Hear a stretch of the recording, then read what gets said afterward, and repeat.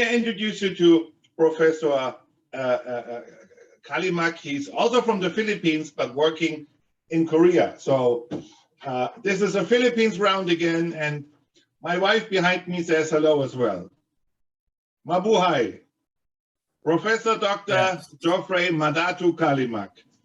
He's from Kyungsung University in International Business and Trade, Global Management, Economics, and Public Policy. He's president of the Council of Asian Professors in Korea. He is the Filipino in Korea, and he's researching about expatriates. His education is advanced project management from Stanford University in the United States. He has a PhD from Korean Studies, Hanyang University, South Korea.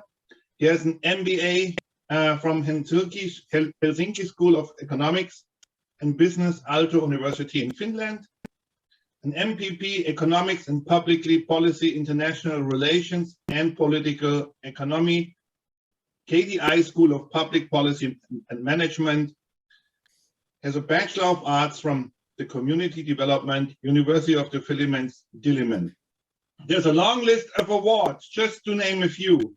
One Asia Club Seoul Research Fellowship Grant 2014, Korea Foundation Full Scholarship 2007, Hanyang University GSCIS Partial Scholarship, Helsinki School of Economics Assist Full Scholarship, and the list is long. I stop now. Joeffrey, I see you a lot of Korean television. You are a great speaker. It's a great honor to have you here tonight. The floor is yours. Thank you for being with us. Thank you so much, Dr. Markus. And I will talk about expatriates. So this digital trust is about digital trust levels of expatriates and citizens. And we focus on workplace. So as a backgrounder, we know that with globalization, we have a lot of people moving from one country to country, cross-country movement.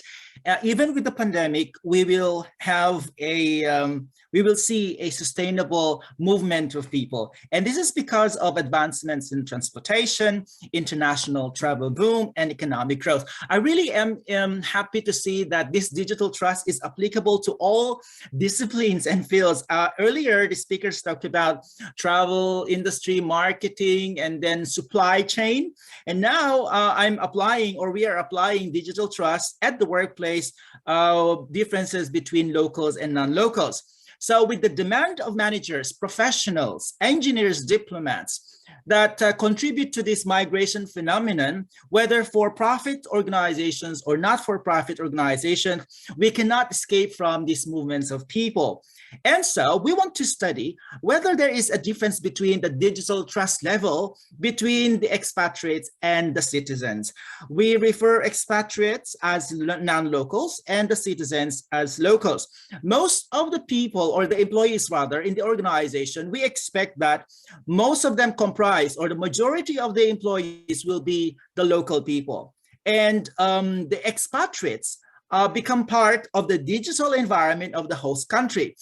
And we use this framework, suggested framework model by Marshall and Launer, excuse me, Dr. Launer, the triangle here, to look at the, to measure, actually, the title of their papers goes like this: towards the measurement of digital trust in the workplace.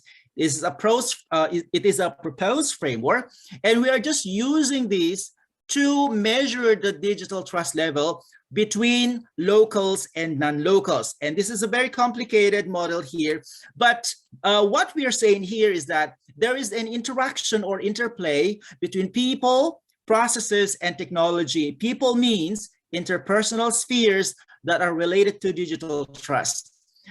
These factors are management from top level to frontline managers, employees dealing with IT and data support services, employees dealing with external entities,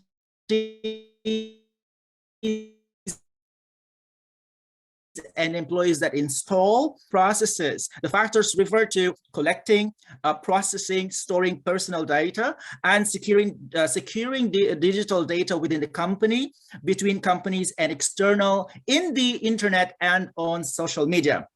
Technology is just about hardware, software, databases, and telecommunications. So we want to measure the digital trust in people by locals and non-locals. We want to measure the digital trust of locals and non-locals in processes. We want to measure the digital trust of locals and non-locals in the technology. And these cover and structure the key elements or key mechanisms of digital trust at the workplace.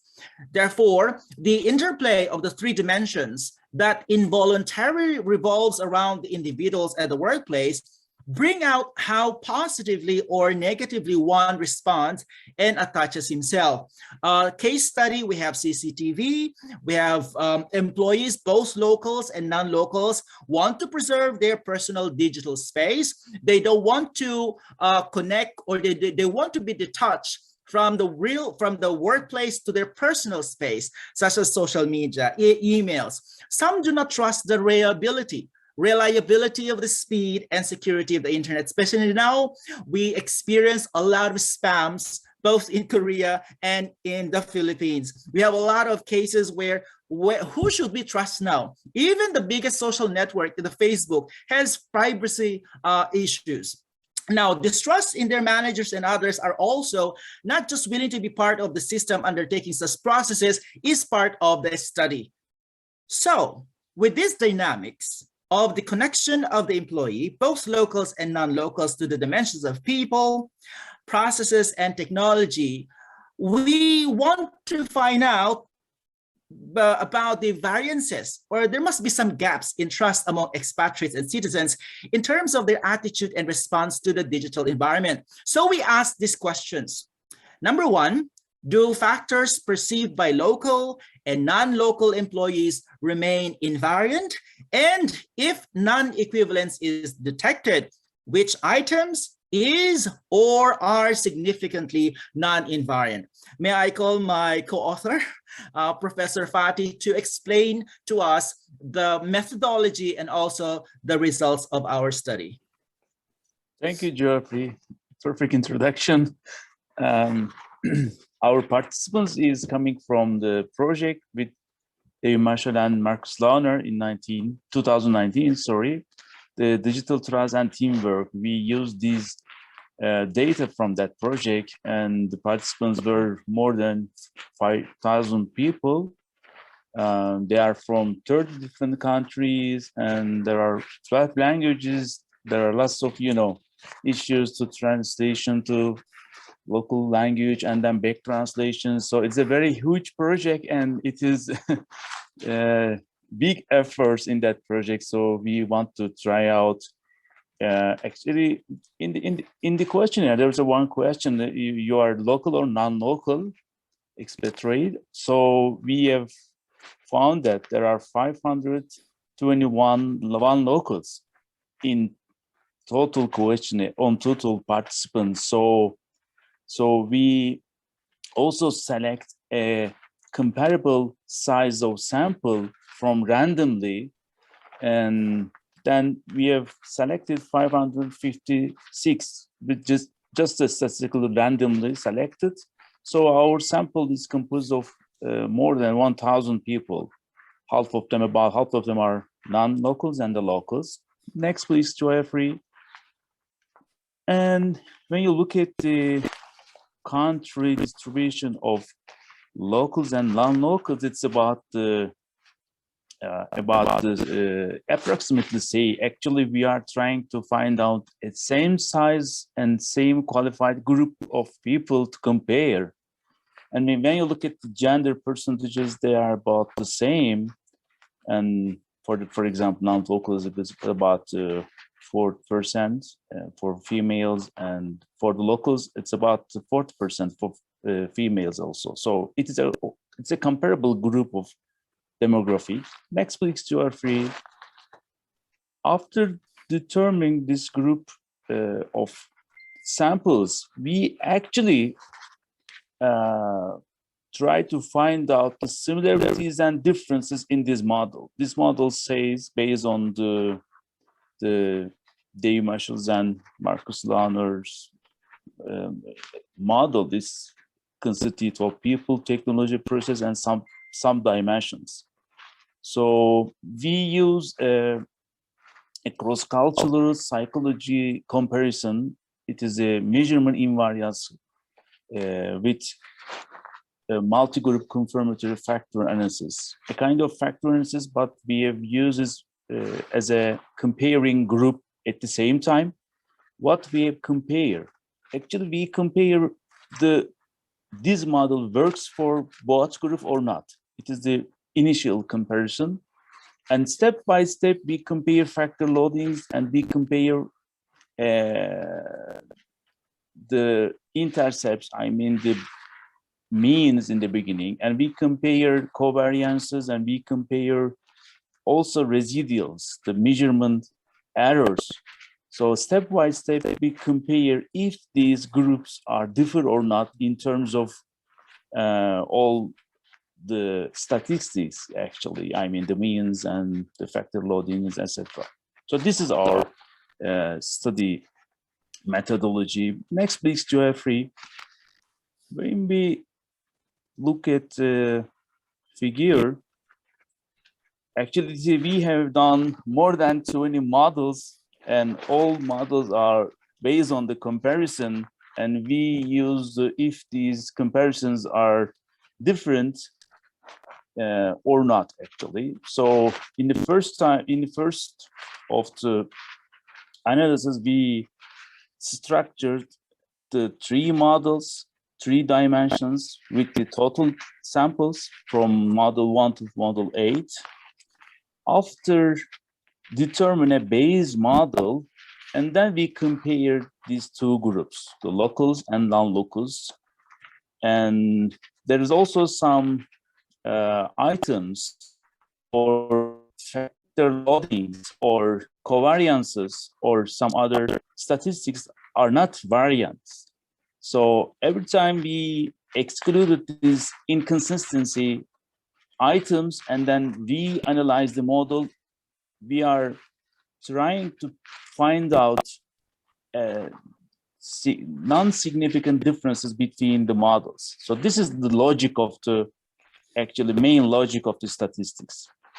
Okay, maybe next please, because it's very complicated to explain it here, but measurement invariance variance is very good in comparison between the groups. So what we have found is, maybe you can explain, Joeffrey, again in general. Thank you. Okay. For that, inferential statistical that were performed, or that was performed by Professor Fati, kind of complicated, but he was able to pull it off nicely and greatly. So the general results indicate that the construct of trust in people, processes, and technology is not same for locals. For the configural equality, all items loaded in the same latent factors across local and non-locals indicated that the latent structure is the same. For the metric equality, the most items load to the same latent factor across groups except 10 items. These findings indicate that the unit and interval of the latent factor structures are not the same across groups, and similarly for the scalar equity, they're not equal across groups. So what is the conclusion that we came up with these very huge data and also very complicated statistical procedure? In general, the partial equivalence of the digital trust model across locals and non-locals is determined. So look at this one. Just focus on the below. Digital trust in people. We found out that there is higher digital trust in people by non-locals compared to that of locals. Meaning to say that non-locals have higher digital trust in people compared to the locals.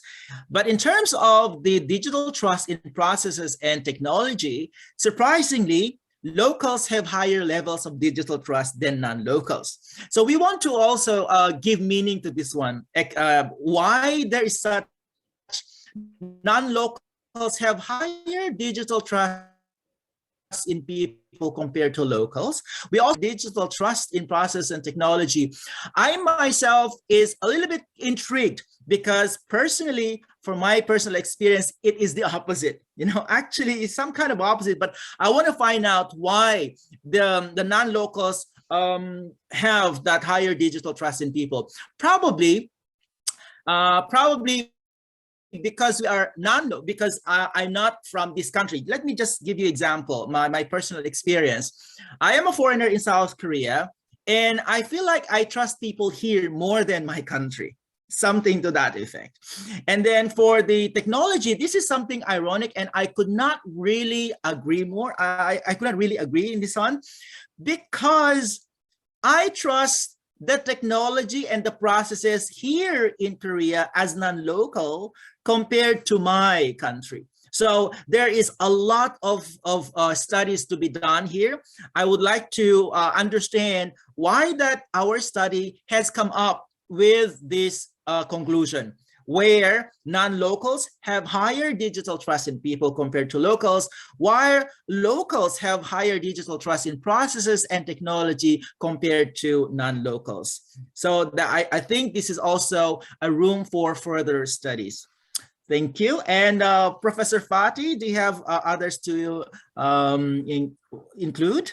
Maybe we can say it is a very general finding, but when we goes to item, which items are differentiated between these groups, we need to write as a paper why the item is higher and lower, why these relationships are higher. There are lots of items are different actually. So we are talking about in general. But when we go to items, specific items, in that case, maybe we can make some explanation, but feature studies are needed for why and how questions, because this is just a comparative research on the two groups. But it's a very interesting finding. Very interesting finding. Guys, thank you so much. I loved our study. I was an expatriate myself for 9 years to the United States. I was traveling extensively to Asia, and I fully agree with our results, because when you're outside of the country, you need to have new friends, you connect with them, you have a higher trust, but the systems and the processes are all new to you, and that's why you're a little bit cautious. I think we have an excellent result. Thank you so much for this international research between Turkey, Korea, and Germany, and I hope we will continue to research together. Thank you. Thank you, Markus. Sure. Thank you, Joeffrey.